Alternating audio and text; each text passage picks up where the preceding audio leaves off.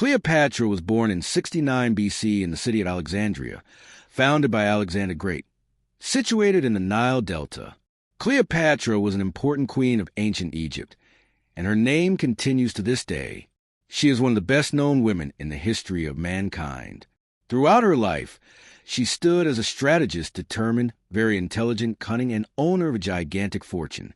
Once, the Greek philosopher Plutarch wrote the following about her: "The contact with her presence, if we live with her, was irresistible." The Egyptian ruler fascinated many people in her time. To this day, she continues to enchant many. Her life trajectory is widely studied, researched, and debated. In order to understand her greatness, there are some interesting facts. In a temple dedicated to the goddess Venus, at the request of the Roman leader Julius Caesar, who was Cleopatra's lover, a golden statue of the Egyptian queen was built.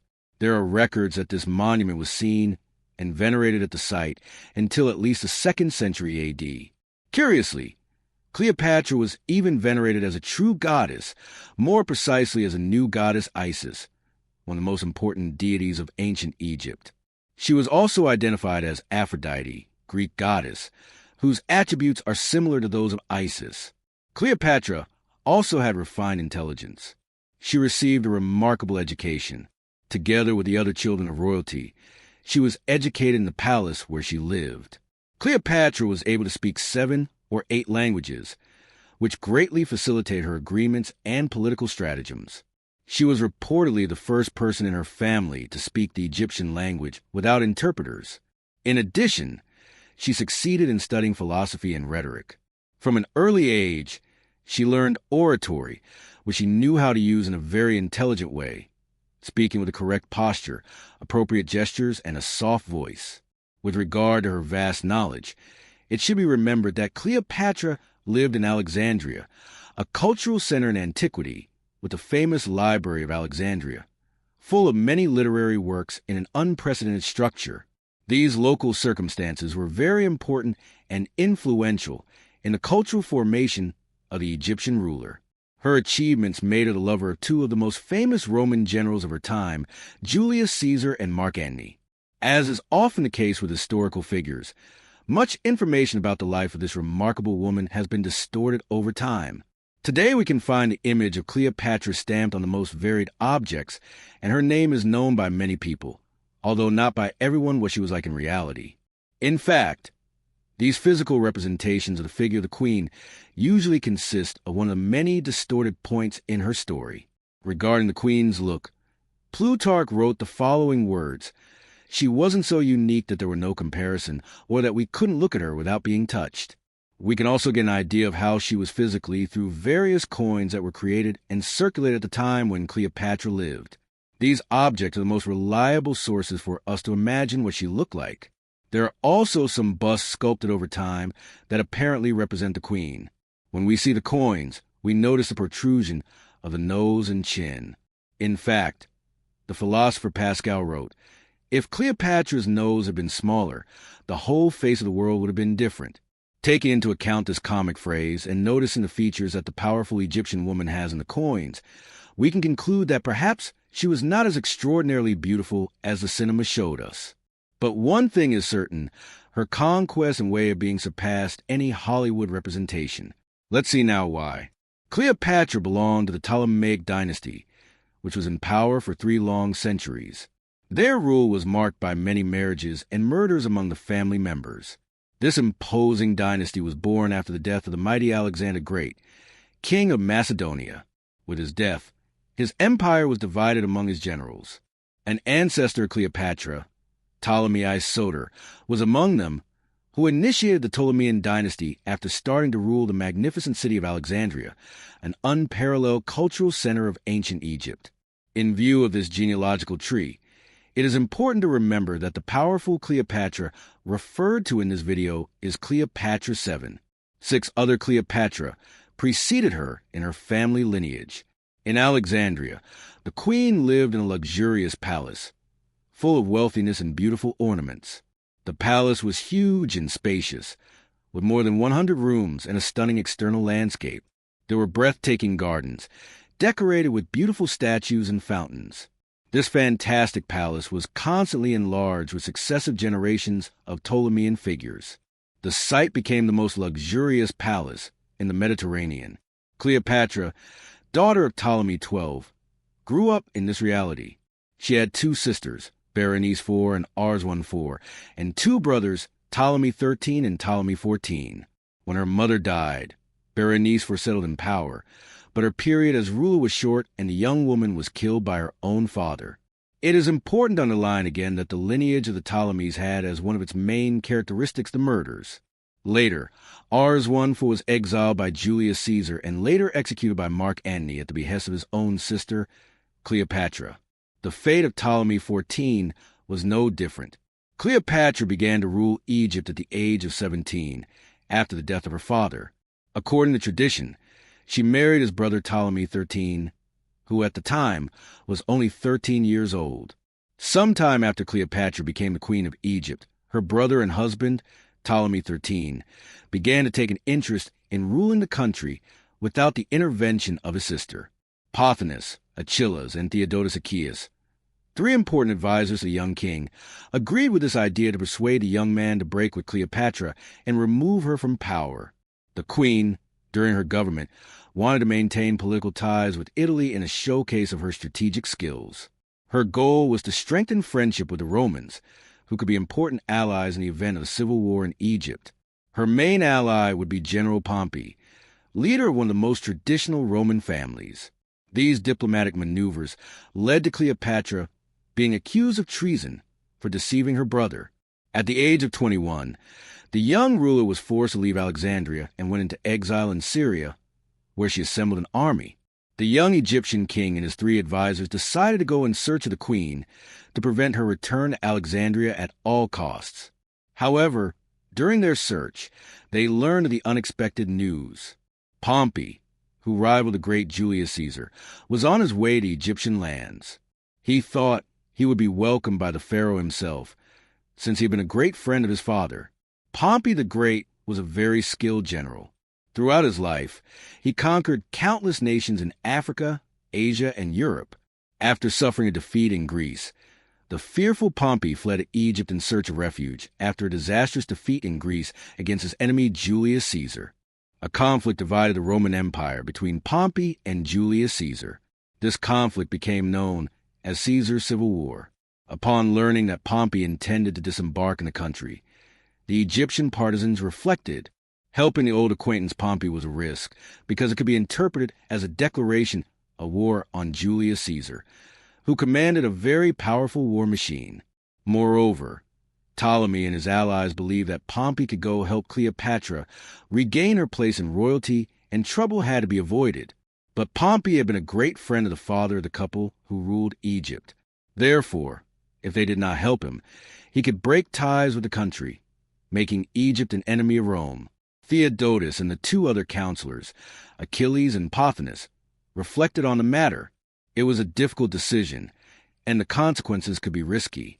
But eventually, as the three counselors struggled to find a solution, Theodotus, with a smile, looked at his companions and said, "The dead do not bite." The choice had been made to break up with Pompey and establish an alliance with Julius Caesar. As Pompey approached Alexandria, he felt he would be welcomed by the Egyptians. But there was already a trap set up against the Roman, pretending that they would welcome him amicably. But as soon as Pompey arrived on Egyptian soil, he was brutally beheaded. A few days later, Julius Caesar arrived in Alexandria to seek out his adversary. The Egyptians showed him Pompey's head, and Caesar was shocked by the violence. Despite being his enemy, Caesar respected Pompey. On Caesar's orders, Ptolemy's advisor was executed. Caesar, with his army, went to the royal palace where he settled and informed himself that he would like to see the king and the queen. It is important to remember that Ptolemy XVIII was prepared to face his sister's army. When he was informed of Julius Caesar's arrival, he headed for his palace. And Cleopatra? How could she return if she had abandoned Alexandria, and if her brother and faithful guardians wanted her away from the city? She was in danger, and she knew that she could not be seen. Then the queen had a rather unusual idea. In order to meet Julius Caesar, she created a plan and, to put it into practice, had the help of a Sicilian supplier named Apollodorus. They entered a boat where the queen was hidden, sailing the Nile River for 8 days. When they approached Alexandria, Cleopatra, still with the help of Apollodorus, entered a papyrus-made sack. The queen's accomplice tied the big sack with a leather rope and carefully entered the palace, leaving the sack in Julius Caesar's room. We don't know exactly what the Roman's reaction was when he found Cleopatra, but the Egyptian woman conquered him immediately. With Caesar by his side, everything would be easier. The opportunity to get rid of his brother and rule according to his interests was finally within her reach. With Pompey's assassination, Julius Caesar had a very negative opinion of Ptolemy. Cleopatra used the death of his former ally to her advantage. The queen convinced Caesar that she was the right person for the throne of Egypt. The Queen of Egypt and Julius Caesar entered a loving relationship. Caesar's decision to support Cleopatra angered Ptolemy, who declared war on Julius Caesar. The Roman general was at a numerical disadvantage and took a defensive position. This event became known as the Siege of Alexandria. Caesar and his men fought hard to defend their position, waiting for reinforcements. When his allies arrived, Caesar defeated Ptolemy's army at the Battle of the Nile. The young pharaoh drowned in the river. With Julius Caesar, the queen had a son named Ptolemy Caesar, historically and popularly known as Caesarion. Caesar's support was crucial to the consolidation of Cleopatra's power in Egypt. The Roman general returned to Rome, and Cleopatra reigned over Egypt. Everything seemed to go according to plan, but a huge turnaround would eventually happen. Cleopatra had consolidated her power on the throne of Egypt, and, under her administration, Egypt prospered and the city of Alexandria experienced a cultural boom financed by the queen. Cleopatra organized an expedition to Rome. In the city, she stayed at Julius Caesar's mansion. The Egyptian queen took her son Caesarion in the voyage, the fruit of her union with the Roman general.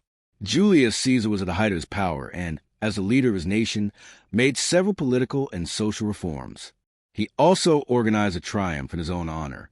The parade of Caesar had the presence of Rosani, Cleopatra's sister, displayed as a prisoner, symbol of Rome's victory over the Egyptians. Caesar introduced the city to the Egyptian queen, but at the time, Rome did not yet have a glory that brought it into history. It was not yet comparable to Alexandria, the capital of Ptolemaic Egypt. Caesar's relationship with a foreigner was frowned upon by the Roman elite. There were a lot of rumors and lies about the couple. Caesar was named dictator in perpetuity and had an unrivaled power. The Roman senators were left without much of their influence and feared losing their remaining power, so they conspired against Caesar's life. In 44 BC, Julius Caesar was murdered by Roman politicians in a Senate session. Chaos engulfed Rome. General Mark Antony, Caesar's right-hand man, pursued the conspirators. In a public square, he read Caesar's will, where his son with Cleopatra was not among the heirs. In his will, Caesar indicated his nephew, Octavius, as his successor. Rome was no longer a safe place for the Egyptian queen, and she returned to her kingdom. Meanwhile, Octavius and Mark Antony led their armies in the persecution of the men who betrayed Caesar. There was a remarkable encounter between Cleopatra and Mark Antony. In the year 41, he sent a messenger to Alexandria. Through this man, he called the queen for a meeting in Tarsus, a city located in present-day Turkey. The Egyptian queen arrived at the agreed place in a dazzling boat. The ship had a stern made of gold. Its oars were made of silver, and the sails were purple. The navigation was accompanied by music. Fife, lyre, and flute were played. The queen, beautiful and ornate, was freshened up by her servants, and the boat had a wonderful smell. The entire population left their duties to follow Cleopatra's triumphal arrival. Mark Antony fell in love with her immediately. Still, in 41 BC, Cleopatra invited the mighty Mark Antony to visit Alexandria. However, after spending some time in the Egyptian city and getting involved with the queen, the Roman left and the two continued to exchange correspondence.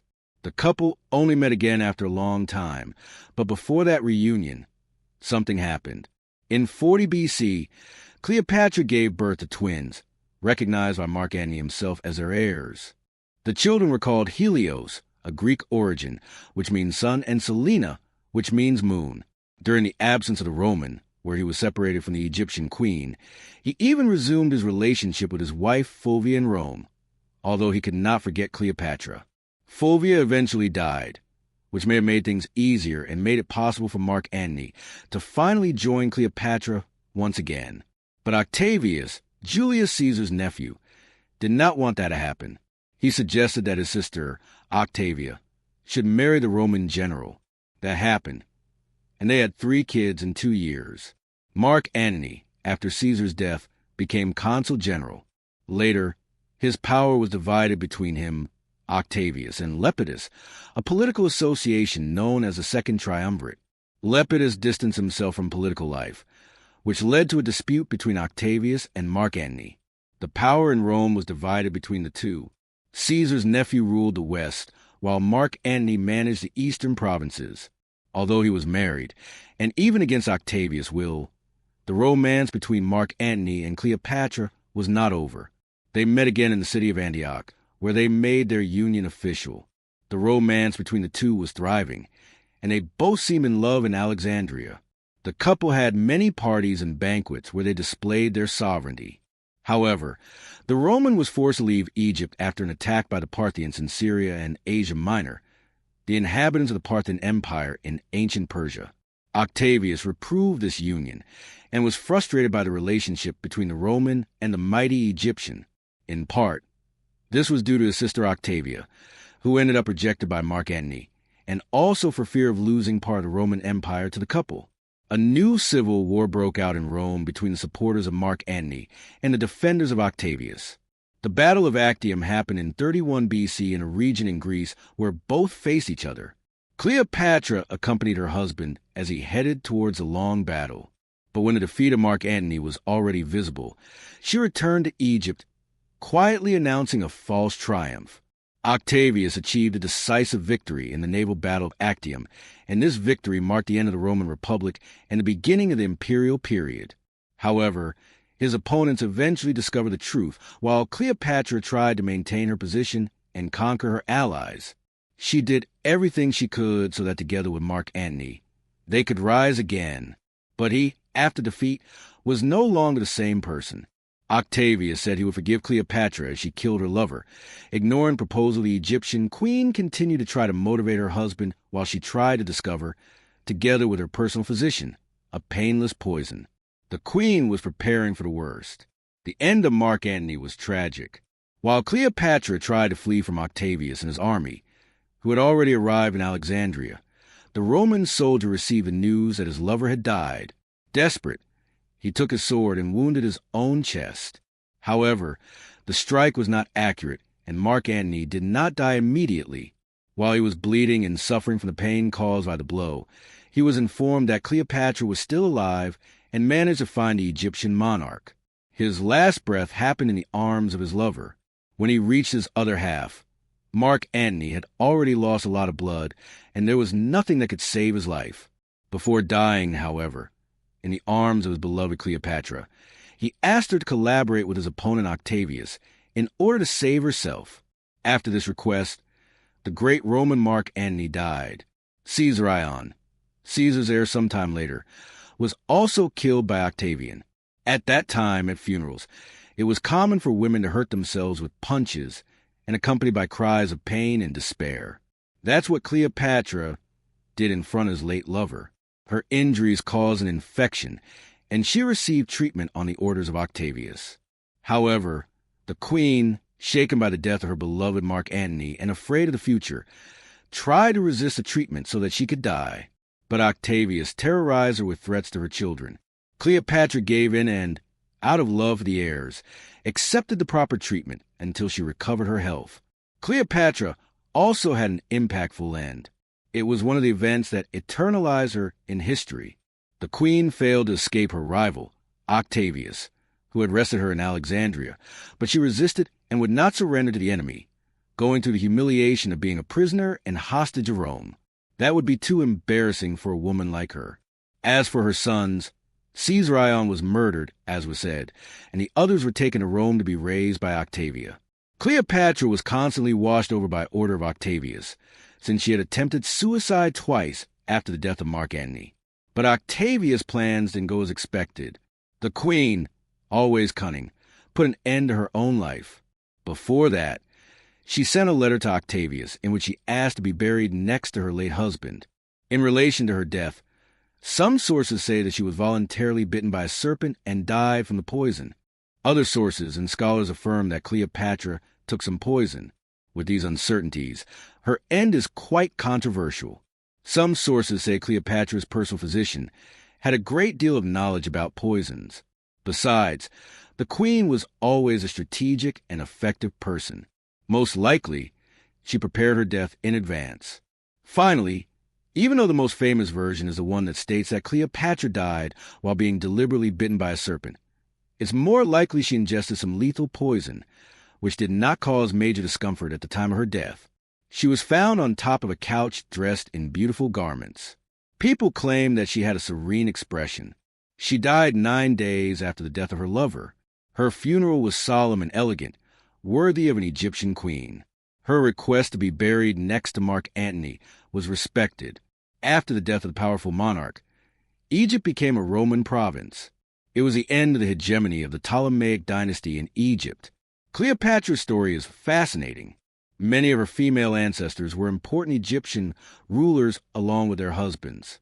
Curiously, Egyptian women at that time had more freedom than women from other civilizations. Cleopatra did not play a secondary role in this lineage of women rulers and was a renowned figure. Her life journey was particularly hectic and impressive in many ways. Firstly, the Ptolemaic lineage, which is impressive due to the number of murders among the family members themselves. This habit, indeed, was inherited by Cleopatra.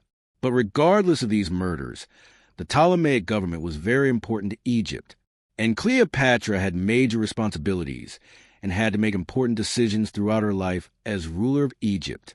She had admirers and rivals. She was skillful, proactive, and extremely influential. She was a rare, special, quite determined woman. She always had strategies to achieve all her goals. Cleopatra marveled everyone because of her great knowledge, and also because of her differentiated intelligence. The profile of the Egyptian queen with all these qualities allow her to conquer two of the most legendary characters in our history, the powerful Julius Caesar and Mark Antony. And as time went by, Cleopatra's figure was often misrepresented, and the Egyptian woman was seen with prejudice. At times, it seems that her entire life path in conquest boiled down to having seduced these two Romans. But this view of the queen's life is simplistic, since she has had great political achievements. In any case, the legendary Egyptian queen has become a source of inspiration for some of the greatest artists in history, among them the painter Michelangelo, William Shakespeare. In their hands, the ruler became an illustrious piece of art. As we learn more about her story, we realize it's not by chance that Cleopatra has fascinated so many people in her time and continues to captivate so many others in this day and age.